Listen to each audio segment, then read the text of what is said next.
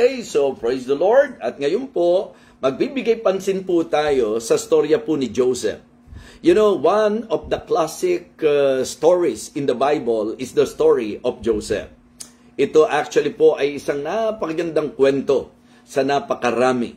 Pero syempre po, hindi ito basta kwento lang, kundi mensahe po ng Panginoon sa pamagitan po ng kanyang buhay. Ito po, kumbaga, sa panunood po natin ng mga pelikula, ito po ay true to life. Ibig sabihin po, ang kwentong ito ay hindi basta kwento lamang, kundi isang katotohanan na kung saan magandang halimbawa sa buhay ng marami sa atin na nagtitiwala sa ating pong Panginoon. So, ang isa po sa tawag sa kanya, Joseph the Dreamer. Okay? So, at dito po sa ating pong binasa, makikita nyo po na ang portion na ito ay patungkol doon sa message ng Panginoon na ipinarating po sa kanya sa pamagitan po ng vision, sa pamagitan po ng dream. Okay? Gusto ko lang po maging maliwanag sa lahat na ang Panginoon po sa paraan ng kanyang pakikipag-usap at pakikipag-ugnay sa tao, isa sa paraan po niya, nung panahon po nila ay ang magbigay ng mensahe at makipag-ugnay sa pamagitan po ng panaginip. Ngayon, wag nyo na po ngayong asahan yan. If you want to know the message of God, if you want to really learn the will of God in your life, may Bible na po tayo. Amen? No need for you na umasa pa sa panaginip at mag-isip na sa panaginip tayo kakausapin ng Panginoon. So this morning, I want all of you to learn from this story, again, the road to promotion. Actually po, marami na po akong message na nagawa po about the story of Joseph. And I can say wala pa yatang message na tinalakay po ako patungkol sa buhay ni Joseph na sa akin mismo hindi naging blessing. Ang ibig ko pong sabihin, I can say that every time na ako po ay magbibigay pansin sa storya ni Joseph, again and again, pinagpapala po ako ng Panginoon, kahit na po sa iba't ibang approach, sa mga preaching, sa mga messages, ito pong buhay ni Joseph, undeniably, ay isang malaking pagpapala. And this morning, that is my prayer. This morning, that is my desire. I want all of you to be blessed once again sa buhay po ni Joseph. Ilang mga bagay po ang gusto kong maintindihan po natin. Dahil saan tatalakayin po natin ay ang storya na kung saan ipinakita po that the Lord promoted Joseph. Pero hindi po naging madali ang lakbay patungo sa promotion. It is good for you to understand and to know, brethren, na ang pag-aangat ng Diyos ay hindi po sa madaling paraan. In fact, meron pong mga kung ano-anong dinaanan at naranasan po si Joseph bago po siya makarating sa promotion ng Panginoon sa kanyang buhay. What is important to Joseph is the clear message na ibinigay ng Panginoon sa kanya. So dapat ganun po tayo. Kung ang mensahe ng Diyos ay ipinarating po niya sa atin, kung ang salita ng Diyos ay may ipinangako sa atin, kung ang salita ng Diyos ay may deklarasyon sa atin, panghawakan po natin ito no matter what. Ano man po ang mangyari, panghawakan po natin ito. Ito po'y nagre-require ng pananampalataya. For us to enjoy the promotion of God sa ating pong lakbay, we need faith, mga kapatid. We need to trust the Lord completely. So, let me share with you the truth, that promotion cometh neither from the east nor from the west. I believe you will all agree with me na ang Diyos po ang nagpo-promote. Ang Diyos po ang nagpapala, ang Diyos ang nagtataas, at ang Diyos po ang naglalagay po sa atin sa magandang kalagayan. Subalit sa storya ni Joseph, ang magandang matutunan natin, ang paglalakbay ay hindi ganong kadali. Lalo na po, Kristiyano po tayo, nandito po tayo sa mundo, and this world is not our home. Natural lang po, hindi tayo basta maintindihan ng mundo, kaya may mga persecution, may mga ilang bagay po na nararanasan po tayo, parang puwersang laban sa ating pong lakbay, katulad po ng naranasan ni Joseph. So again, be attentive, listen very carefully, focus, concentrate, and allow God to talk to you, allow this message to bless you, at sana po matuto po tayong lahat. So, unang bagay na nais kong bigyang pansin po natin is about the dreams that shaped him. The dreams that shaped him. Ibig sabihin, yung pong pangarap o panaginip o yung pakikipag-usap ng Diyos, vision, na ginamit po upang i-mold ito pong si Joseph. Malinaw po sa ating binasa na ang panaginip po ni Joseph ay malinaw na mensahe ng Panginoon sa kung ano po ang gagawin sa kanya. Maliwanag mga kapatid na ito po ay revelation ng Panginoon sa kanya. Pero in the revelation of God to him, nung siya po ay excited and very eager na isinyer po yan sa kanyang mga kapatid. Alam niyo po mga kapatid, habang nakikinig kayo, magandang iuugnay po natin sa realidad sa buhay. Kapag ka po meron tayong blessing, kapag ka po merong magandang bagay na alam nating mangyayari po sa atin, hindi po ba ang natural, medyo excited po tayo to share that to others, especially to those people na medyo close po sa atin. And sad to say, sometimes meron pong hindi magandang epekto po yan. Kasi may mga tao pong hindi natutuwa sa katuwaan ng iba. Sabi ko nga, blessing na makita po ang gawain sa Monterrey kung paano ito po ay pinagpapala ng Panginoon. How God is really blessing the ministry there in Monterrey. And it is really great to see that the members of the church, they are all doing good, they are very much involved. Pero mga kapatid, hindi sa ganun nagsimula ang lahat. Siguro po bago pa si Pastor Ruel, sapagkat si Teacher Riza po, medyo may malaking parte po yan sa aking buhay ministeryo, sapagkat ako po ay natutuwa na ginamit po ako ng Panginoon for her to realize her calling. Nung siya po ay tinawag ng Panginoon, after my preaching, I remember, meron po yung parang tissue paper yata yan, just to express her heart, that the Lord touched her heart, that the Lord talked to him, and the Lord clarified to her calling. Alam niyo po, nakakatuwa. Sapagkat hindi po biro ang mga dinaanan. Witness po dyan, si Pastor Manny Orara, ang talagang pastor po ni Ma'am Riza. And you know, ang lakbay po ng mga manggagawa ay hindi naging madali. Even Pastor Ruel, yung kanya pong buhay bilang manggagawa, pag inisip po natin, mga kapatid, ang pinangahawakan lang naming lahat ay yung pangako ng Diyos. Na talagang kapag siya ang tumawag, siya po ang magpapala. Mga kapatid, sumunod po sila sa tawag ng Panginoon at alam niyo po, hindi po ito 2, 3 o 4, 5 taon ng masasabi na in the making. No! Ito po ay napakaraming taon. And we praise the Lord because now, witness po kami kung paanong pinagpapala ng Diyos ang ministeryo.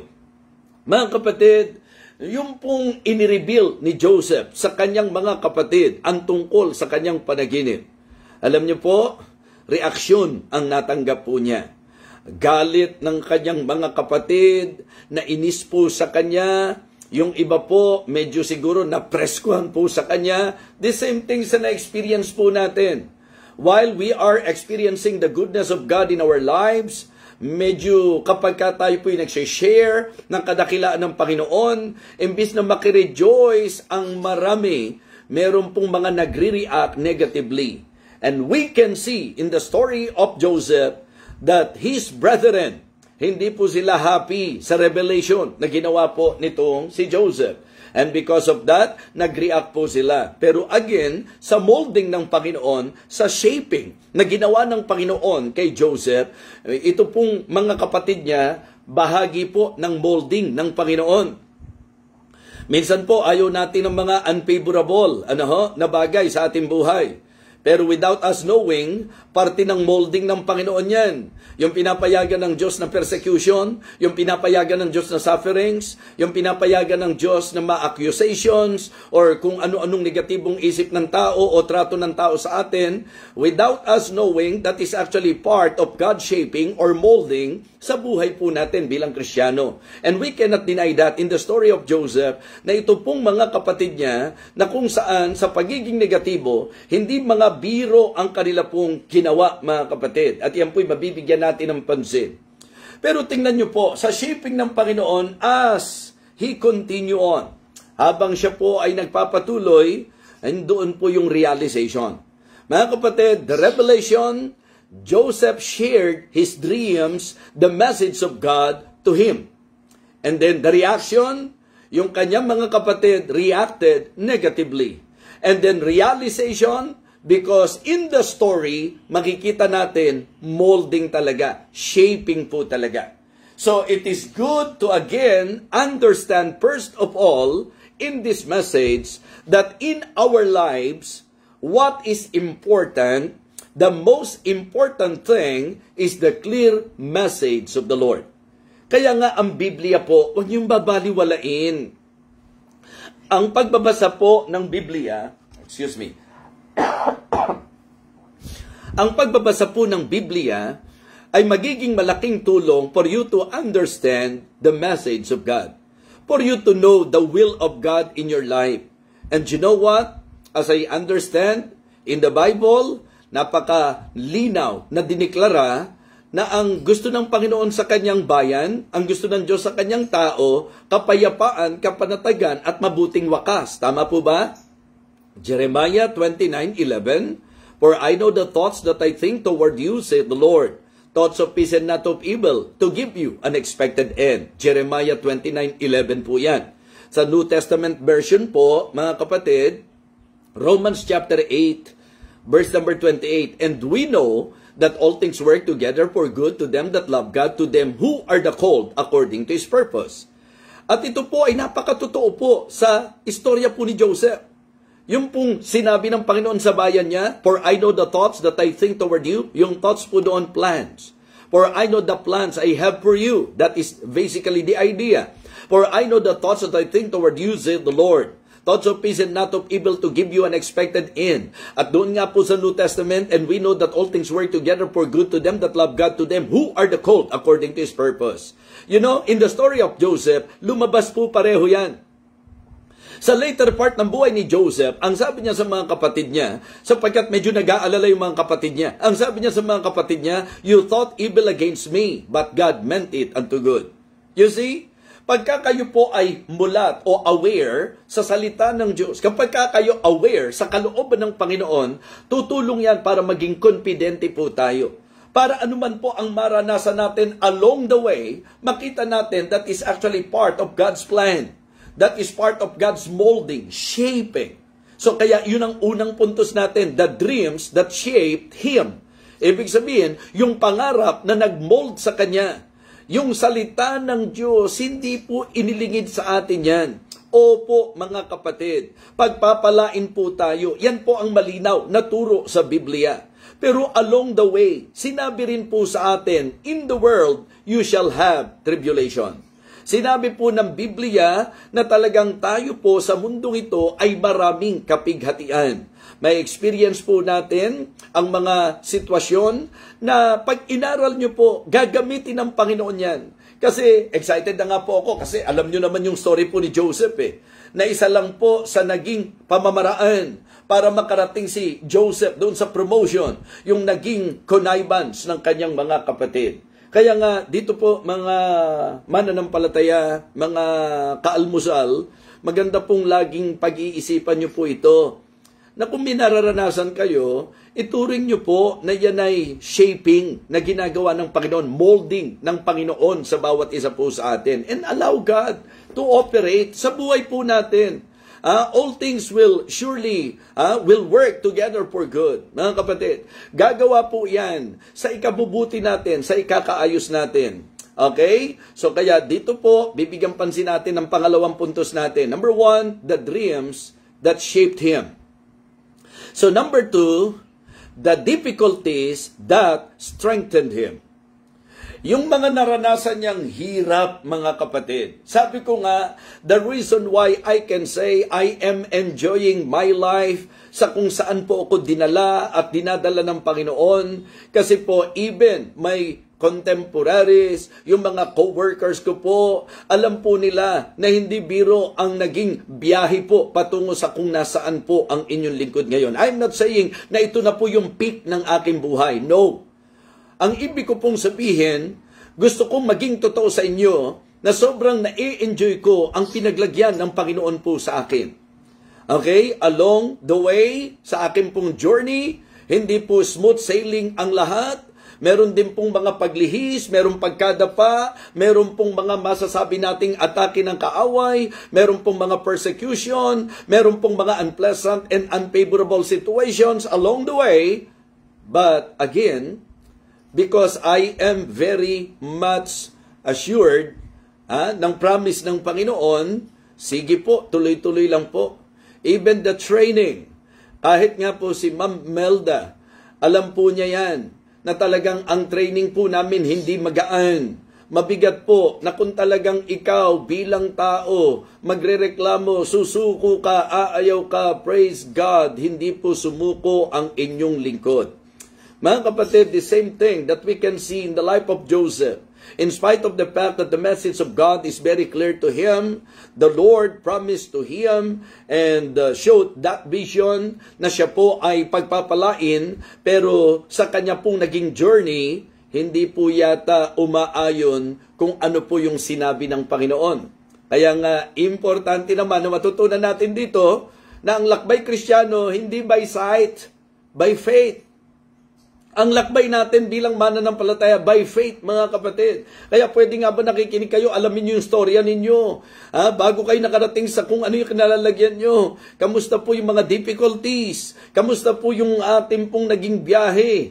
Kamusta po yung ating mga karanasan? So, I want all of you to see in the story of Joseph, in the life of Joseph, the difficulties that strengthened him. Kumbaga, ito po yung mga trials, yung mga pagsubok na nangyari sa buhay niya, yung pong connivance ng kanyang mga kapatid, na siya po'y pinatapon doon po sa balon na walang tubig, na siya po'y ipinagbili, yung connivance ng mga kapatid niya. Nakaranas na po ba kayo na may mga pagkakataon, na may mga taong nagkaisa-isa laban sa inyo? At naranasan nyo na rin po ba na dumating sa punto na parang ang betrayal, para pong ang masasabi nating masakit na ginawa ay nanggaling pa sa taong malapit sa iyo? That is very hard. I believe, agree kayo sa akin dyan.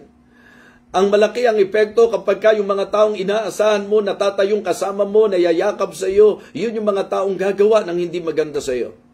It is very sad to know na ang mga kapatid ni Joseph na dapat sana makigalak sa magandang balita po niya patungkol sa pangako at kalooban ng Panginoon sa kanya, about the vision that He shared to them.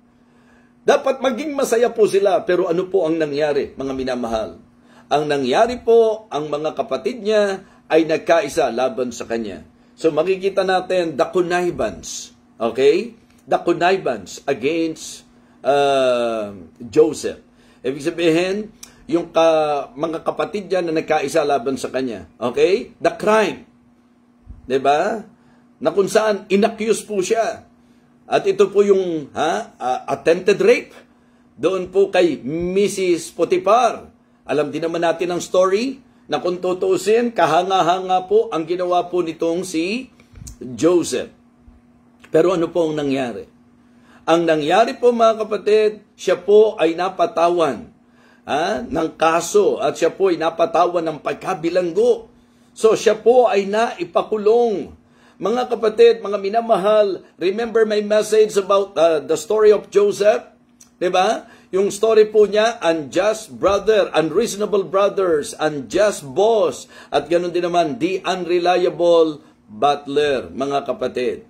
So, kaya ito pong mga bagay na ito ang dapat magpaalala sa atin that along our journey, along our way, along the way, samantalang tayo po'y patungo sa direksyon ng Diyos sa ating buhay, patungo tayo doon sa lugar na gustong pagpalain tayo ng Panginoon, may mga dadaanan po tayong rough roads, mga kapatid. Kaya nga sabi ko po, it is good to learn the road to promotion. Hindi po laging smooth sailing. Kaya hindi ngayon hindi maganda ang sitwasyon mo, pagdududahan mo na ang Panginoon. Mga kapatid, hindi po makatutulong. Hindi po makatutulong na pagdudahan po natin ang Panginoon sapagkat ang Panginoon ay laging totoo sa kanyang pangako. God is always true to His words. Amen? So nakita natin that the dreams that shaped him, the difficulties that strengthened him. Mga kapatid, isipin lang po natin sa reality of life. Diba? Kahit na ang ganda-ganda ng sinabi ng Panginoon, kahit na po blessed na blessed tayo sa message, pero kung sa journey natin, along the way, makakaranas tayo ng mabibigat, hindi ba may mga sumusuko din? Hindi ba may mga umaayaw din? Hindi ba meron pong nalilihis din, mga kapatid? Why? Kasi po, hindi po tayo completely confidente dun sa sinabi ng Panginoon. That is actually the difference. The reason why Joseph, kumbaga, talagang endured everything. It is because of the fact that he trusted the Lord completely. Mga kapatid, makikita nyo po the dependence that sustained him. Diba? Yung kanyang pagtitiwala na naging dahilan kung bakit siya nakapagpatuloy. Mga kapatid, mga minamahal, mahihirapan tayong magpatuloy kapag hindi natin dinevelop ang ating tiwala sa Diyos. Okay?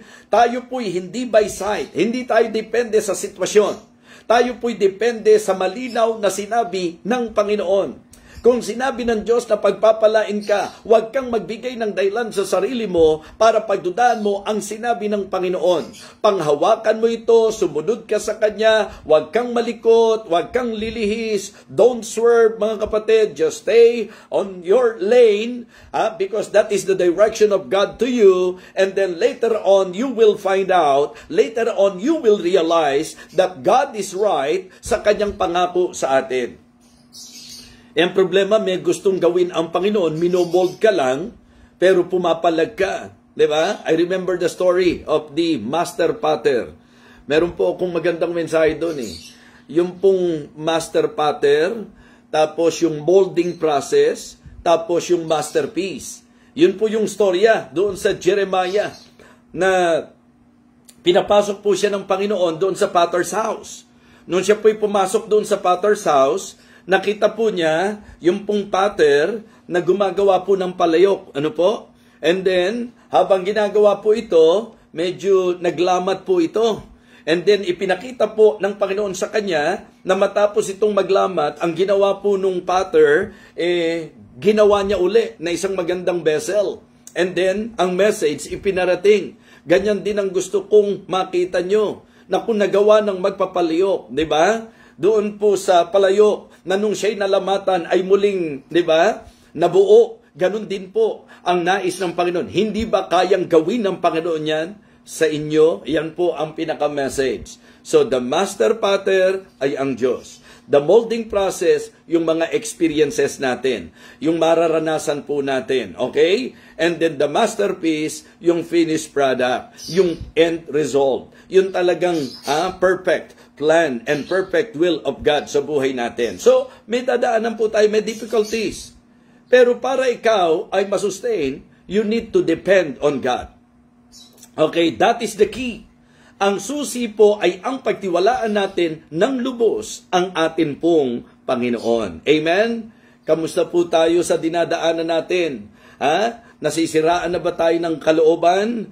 Medyo talaga bang gusto na nating bumigay? Gusto na nating bumitaw? Kasi hirap na po tayo. Mga kapatid, ang hirap na yan ay isa sa processing ng Panginoon para sa isang magandang masterpiece. Allow God to operate in your life. Allow the molding of God, mga kapatid, so that in the end, makikita mo that God is right sa Kanya pong salita at ang kalooban ng Diyos ang makatwiran at dapat maganap sa bawat isa sa atin. So mga kapatid, nakita natin the dreams that shaped him. Okay? Binigyan pansin din po natin the difficulties that strengthened him. Sa iba po yung difficulties nagiging dahilan ng pagtalikod. Yung difficulties nagiging dahilan para bumigay, para bumitaw. Kay Joseph iba. Yung mga difficulties niya ang nagpalakas sa kanya.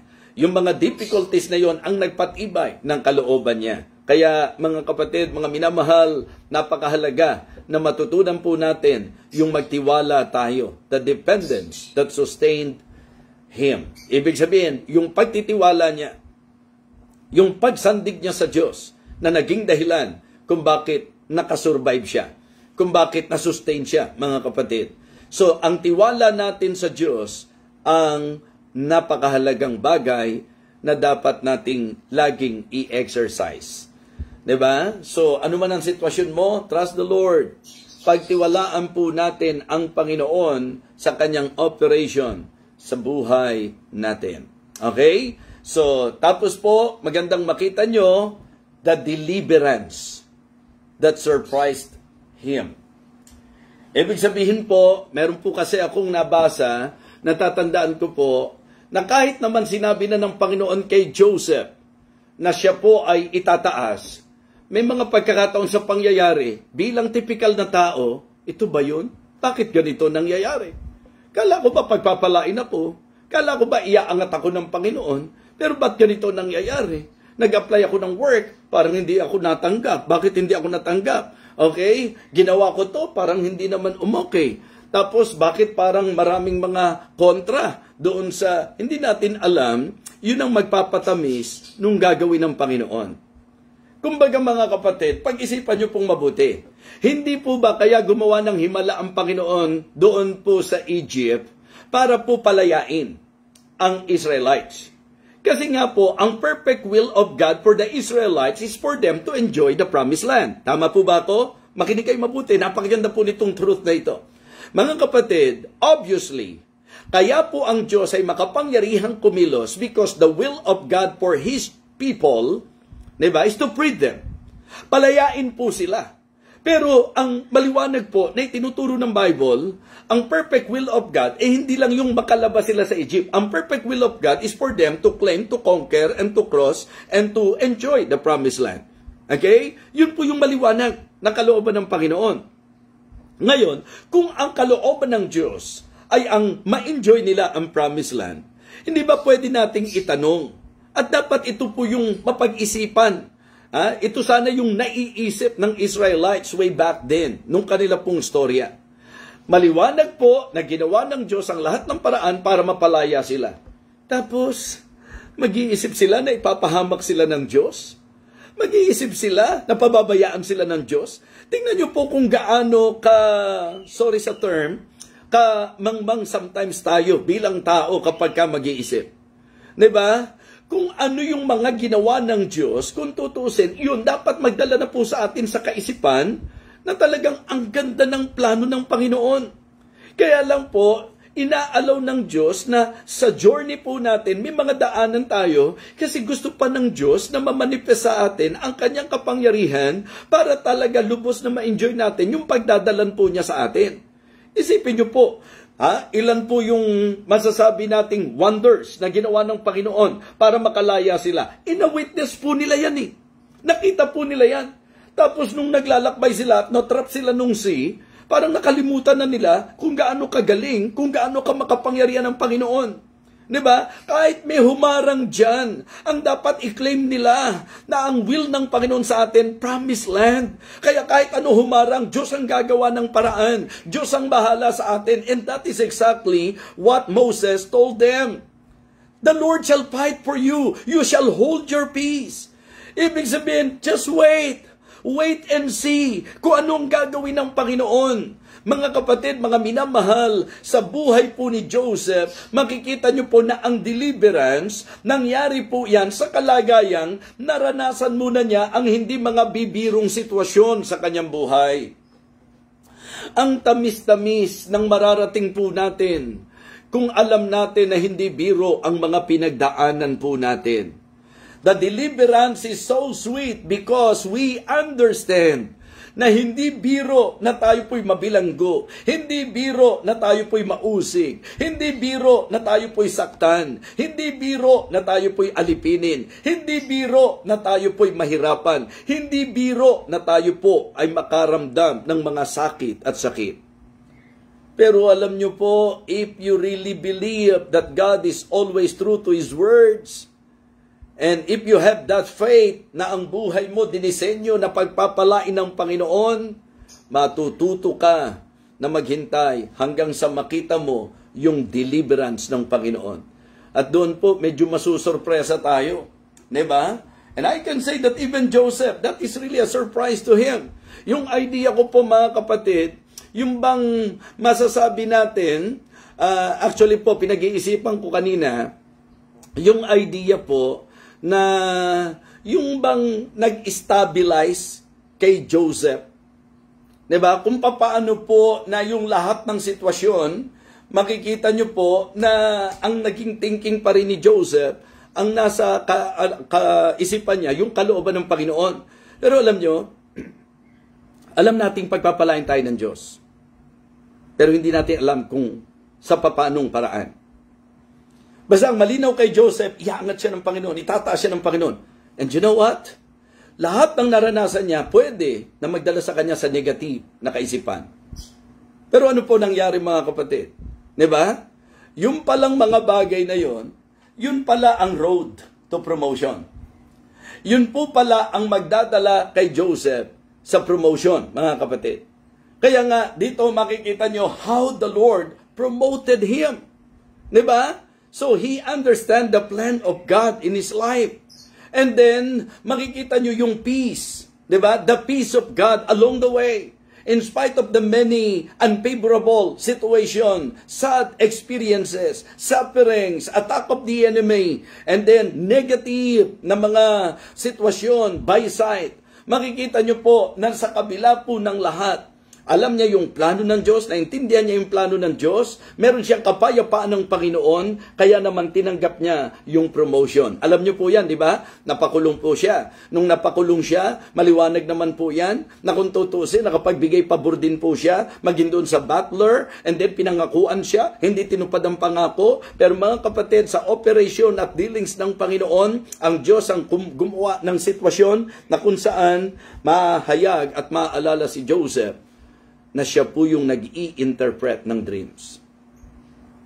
At si Joseph po ay na-i-deliver ng Panginoon. Siya po'y nalabas doon sa bilangguan. Hindi siya dumipende na sa kanyang mga kapatid. Hindi siya dumipende na sa kanyang boss. Hindi na siya dumipende doon sa butler. Pero mga kapatid, ang kanyang dependence sa Diyos. And because of that, he experienced deliverance. And in fact, pagka pinagpala ka na ng Diyos, masusurpresa ka pa di ba? Yung bang idea ng call unto me and I will answer thee and show thee great and mighty things which thou knowest not. Kala mo dahil negatibo yung nangyari sa iyo, di ba? I mean, kawawa ka. Hindi. Mga kapatid, walang kawawa pagka nasa Panginoon. Ano man ang nararanasan natin, kaapihan man yan, hindi ka kawawa. Kasi yan po ay daanan lamang sa gustong pagdala ng Panginoon sa iyo. Okay? Mahalaga lang po yung complete reliance. Just trust the Lord. So whatever experience, mararanasan mo along the way, just depend on God, trust on the Lord, claim His promise. At yun nga po yung gusto kong ipakita sa inyo rito. So the Lord promoted him. So the plan is clear. Meron siyang peace mula sa Panginoon, and then promotion comes. Dumating po ang pagtataas ng Panginoon sa kanya. Ginamit siya para ma-rescue po ang Egypt sa famine. And because of that, mga kapatid, nahayag na po kung gaano makikita nyo po yung pong masasabi nating saya at katuwaan na naganap ang kalooban ng Panginoon. So the Lord promoted him. Now, gusto ko pong makita nyo na maganda ring maging tanong na kapag ka naitaas ka na, kapag ka na-promote ka na, kapag ka pinagpala ka na, ano po ang dapat maidulot dito sa iyo? It is very interesting also that in the life of Joseph, after experiencing so many negative things in his life, may mga tao po na gumawa ng masama sa kanya, isama nyo na po ang mga kapatid niya, pero sa Biblia po, ano pinakita mga kapatid? Na nung time na talagang lumaganap ang kagutom, mga kapatid, ang Diyos binigyan si Joseph ng wisdom na naging reason. Kaya iba yung operation ng Panginoon. Lagi ko pong sinasabi, minsan ang gusto natin kaagad nandun sa itaas. Kaso kailangan mong tuntungan yung mga hagdanan patungo doon sa itaas. At ang naging hagdanan sa buhay po ni Joseph ay ang kanyang unreasonable brothers, ang kanya pong unjust boss, the unreliable butler. Yan po yung kanyang mga dinaanan. yung baluktot na mga kaisipan ng kanyang mga kapatid, yung hindi maayos at walang hustisya na akusasyon kay Joseph. Ang ibig ko pong sabihin, sometimes mga kapatid, yung pong mga negative things na nangyayari sa atin, dahil nagre-react po tayo negatively, at parang isinasa isang tabi natin ang malinaw na ipinangako ng Panginoon. Because of that, hindi po tayo nakakarating sa promotion. Siyempre po, minsan kapag may mga rough roads na, minsan nagdi-detour tayo. Walang problemang may mag-detour kung may other way talaga. Paano po? Kasi pag ang Diyos po may plano, kung ano po yung way niya, yun po yung talagang dadaanan mo. Kaya kung papayagan ng Diyos na may rough road along the way, tuloy lang. Kapag may mga tila panganib, tuloy lang. Kasi ang pangako naman ng Diyos, siya naman kasama natin sa journey. Amen? The Lord was with Joseph. That's the key. Kaya mo makakayanan ng lahat kasi may Diyos na hindi ka iniiwan. May Diyos na kasama ka. Kaya nakayanan lahat ni Joseph sapagkat una, nasa kanya ang pangako ng Diyos, malinaw ang mensahe ng Panginoon, kasama niya ang Panginoon. Kaya naman mga kapatid, ang istorya po ni Joseph ay napakalaking hamon at magandang padron sa bawat isa po sa atin. So the Lord promoted him. Ngayon, sa kalunduan ng lahat, ano po ang nangyari? It is good, mga kapatid, na yung pong naging attitude ni Joseph sa kabila po ng inangat siya. Kasi ito ang nangyayari minsan. Pagka po medyo naitaas na po tayo, nakaangat na po tayo, minsan nagbabago na po tayo. Hindi po yan. Hindi po yan ang makikita natin kay Joseph. Hindi yan ang makikita nyo po sa naging buhay ni Joseph. Makikita po natin that in spite of the fact that the Lord promoted him, nakarating siya. The road to promotion ay yung karanasan niya sa brother niya. The road to promotion ay yung karanasan niya sa Potiphar's house. The road to promotion ay yung pong naranasan din po niya doon sa prison. Yun po ang road to promotion. Sa iyo, pag-aralan mong mabuti, sa nararanasan mo ngayon, huwag kang palag ng palag, baka road to promotion yan. Yung mga negative experiences, yung mga unpleasant situations, huwag kang papalag, baka road to promotion yan. Mga kapatid, ang maganda po, maramdaman natin yung tinatawag nating molding ng Panginoon. Kasi nakita natin that in His life, the dreams that shaped Him, the difficulties that strengthened him. Amen? So, ipinakita po natin dito sa mensahe yan. And then, yung kanya pong dependence. Di po ba? The dependence, mga kapatid, kung paano siya nagtiwala sa lahat ng naranasan niya. And then, yung pong deliverance. How the Lord delivered him. So, napakaganda na itong mensaheng ito ay matutunan natin. Alright? Ngayon, ito pong maganda. Dahil nilagay na siya ng Diyos doon sa kaganapan ng malinaw na mensahe ng Panginoon sa kanya, ito po gusto ko lang sa conclusion natin, ito sana maging attitude natin. Kasi ang makikita nyo po, ang record po nito sa Genesis chapter 45, kasi maraming mga verses po yan, hindi na natin po para basahin, bigyan na lang natin ng pansin. Alam nyo po, ang kagandahan, ito parang bonus po ito mga kapatid. Kasi may mga pagkakataon, pagka umangat na tayo, nag-iiba rin po tayo. Ang dali na nating mantapak ng iba. Minsan, kaya gusto nating makaangat para makaganti sa mga gusto nating gantihan. Hindi i-bless ng Diyos yung ganong kaisipan. And it is very obvious that in the life of Joseph, we can see na wala siyang ganong kaisipan. Of all the negative things, of all the bitter experiences na naranasan po niya, wala siyang naging kaisipan ng paghihiganti. Okay? Kaya po yung mga kapatid niya, actually, nung napag-alaman po nila na si Joseph, yung nasa posisyon, medyo nagdalang takot po sila eh. Okay? Pero tingnan niyo po si Joseph, anong sabi? Fear ye not. Huwag kayong matakot. Am I in the place of God? Diyos ba ako? Parang ganun po yung idea. Ako ba'y nasa kalagayan ng Diyos? Mga kapatid, sa naranasan ng mga kapatid niya, imbis na si Joseph magkaroon ng kaisipan ng typical na isip ng tao, buti nga sa inyo, ano kayo ngayon? Diba? Sometimes ganun po yung takbo ng utak natin. Kaya let us learn from this. Matuto pa rin po tayo dito. Kaya gusto kong tapusin po ito sa idea po mga kapatid, na ito pong si Joseph, yung compassion, hindi po nawala sa kanya. So makikita nyo po, the compassion he showed. Yung mga kapatid niya, mga kapatid, in fact, umiyak pa po siya, di po ba? Para sa kanyang kapatid. At makikita nyo po na hindi niya ginantihan ang kanyang mga kapatid.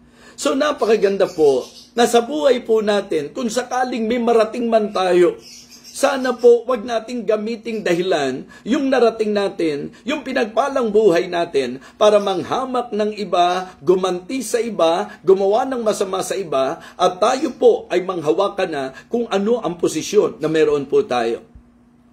So mga kapatid, mga minamahal, malinaw po na kung naiintindihan mo na ang lahat ng dinaanan mo, kahit yung mga taong nagnegatibo sa iyo, kahit yung nakagawa ng hindi maganda sa iyo, kung alam mo lang na part yan ng molding ng Panginoon, kung naiintindihan mo lang yan, na shaping ng Panginoon sa iyo yan, kung naiintindihan mo lang na kasama yan sa lakbayin patungo sa promotion ng Panginoon, hindi ka magiging negative. Kahit dumating ka sa katayuan na nasa posisyon ka na, hindi mo maiisip na gumawa ng masama. Kahit sa mga taong nakagawa ng hindi maganda sa iyo. Diba? Bonus lesson po ito eh. Kasi makikita nyo po, dito po, kasi ito talaga yung gusto ko i-share kanina, pero ang yaman eh. Ang yaman kasi ng storya po ni Joseph eh.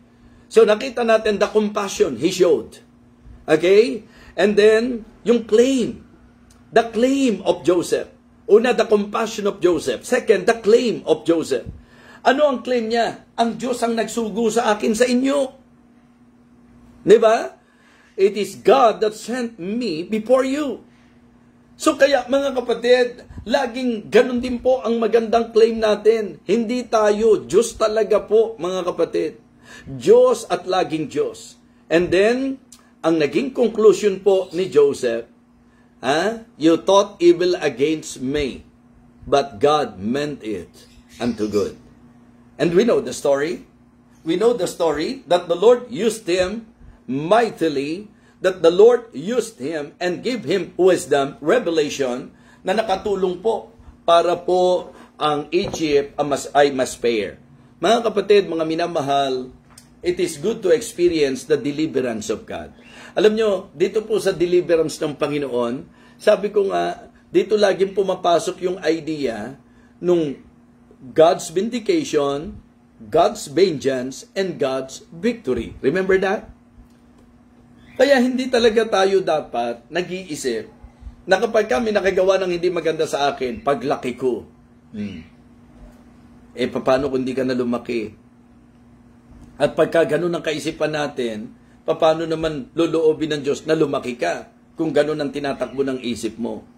Mga kapatid, iba po talaga si Joseph. So I can say that it is really great, it is really good, it is a wonderful thing to learn mula po sa lesson ng buhay ni Joseph, particularly his road to promotion. His road to promotion. Paalala to, hindi po ngayon Kristiyano ka, laging smooth sailing. Hindi ngayon Kristiyano ka, laging pabor ang dating ng mga sitwasyon sa iyo. Maganda ring maging sensitive tayo. Maybe God is molding us. Pagka nahihirapan tayo, imbis na magreklamo, isipin natin mabuti, maybe God is shaping us. Maybe God is molding us. Maaaring nasa process po tayo ng gustong i-accomplish ng Diyos sa buhay natin. So, kamusta ka, kapatid? Kamusta sa lahat ng mga naranasan mo? Ano naging takbo ng isip mo? Hindi ba magandang maturuan tayo ng pangyayaring ito sa buhay po ni Joseph? Marami na po tayong message na narinig patungkol sa kanya. Pero ngayon po, gusto kong sabihin sa inyo na ang promotion, ang Diyos ang nagbibigay. At ang promotion ay ang pagpapala ng Diyos sa buhay natin. May mga dadaanan po bago ang pagpapala. May mga dadaanan po tayo bago ang promotion. Ang kailangan po natin, deliverance. Pero para mangyari yan, dependence. At harapin natin ang difficulties. At magpasakop tayo sa masasabi nating shaping ng Panginoon sa atin. yung dreams ay nagre-represent ng will of God sa buhay ni Joseph. Kaya magbasa tayo ng Bible, tuklasin natin ang kalooban ng Diyos. At kapag ka alam mo kung anong kalooban ng Diyos sa iyo, ano man ang mangyari, tuloy ka lang, lakbay ka lang, hanggang makarating ka sa promotion ng Diyos sa iyong buhay. The road to promotion. I hope and I pray na tayo po ay napagpala. Nakita natin yung dreams, yung mga panganaginip po ni Joseph, yung difficulties ni Joseph, yung dependence ni Joseph, yung deliverance ni Joseph. I hope na tayo po'y napagpala muli sa ating almusal na ito. Let us pray.